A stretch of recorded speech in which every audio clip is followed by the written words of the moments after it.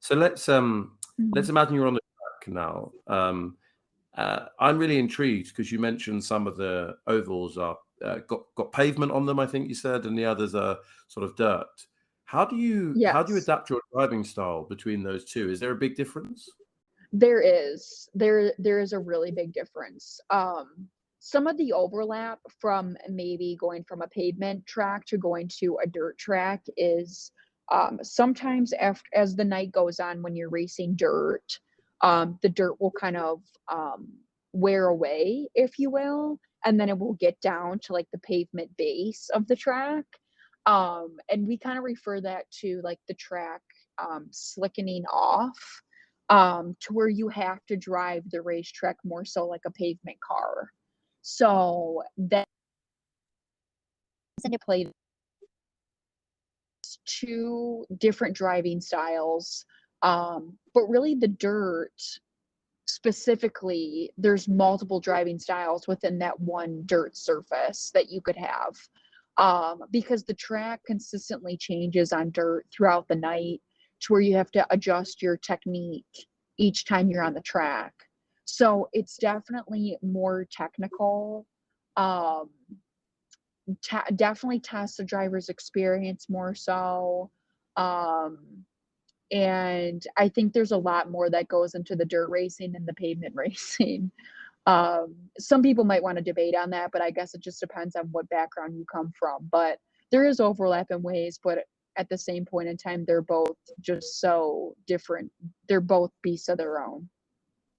No, I could imagine. And I'm just like putting my European brain onto this. So in the UK, we have something called Speedway, which is you might have that in the Hmm. US. I don't know.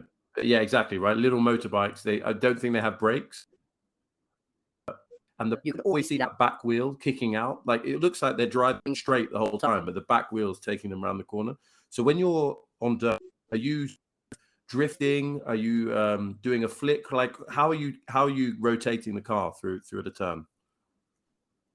Yeah, so I essentially call it like you're basically drifting, because the rear part of your car is just kind of hanging out essentially throughout the turns. And you're racing on an oval dirt track, so it's not that the rear part of the car or like the rear tires will be hanging out all the way around, more so in the corners.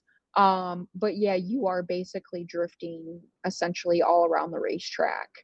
And so adjust your line based on where what they call the moisture is in the track.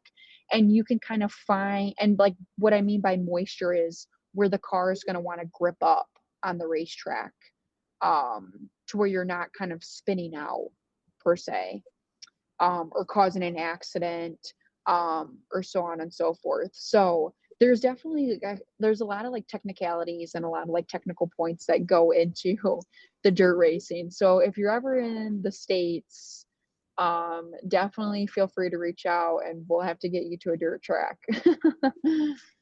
I'm so intrigued. Yeah, I mean, because it's the way you describe it. It makes me go, okay, in the UK, what channel can I watch this on? And you're right. Obviously Mario Andretti definitely did dirt racing, didn't he? When he first came over to the US. Um, let's fast forward 5 years. Hopefully glorious, wonderful place. There are no wars. There's no COVID. We're all Yeah. happy. Where in an ideal world, where will you be in say 5 years time? You'd like to be in, or a place in your career that you reach? Yeah, so 5 years, let's see, I'm 26 now. I'll be 31. So I would have won have won a bunch of USAC Silver Crown races, a USAC Silver Crown championship, and I would have liked to have a handful of Indycar starts by then. Um, Hopefully, I'll be done with law school, have my law degree, and be practicing in some form or fashion. Um, to balance the two together. Um, but my main goal right now is I definitely want to win Silver Crown races and get to IndyCar. So, but I always say like generically, as long as I'm racing, I'm happy. But I also feel like at the same point in time, like you need to have goals, to chase. Otherwise, like, what are you really chasing, you know, just day after day. So those are kind of things that I've set for myself.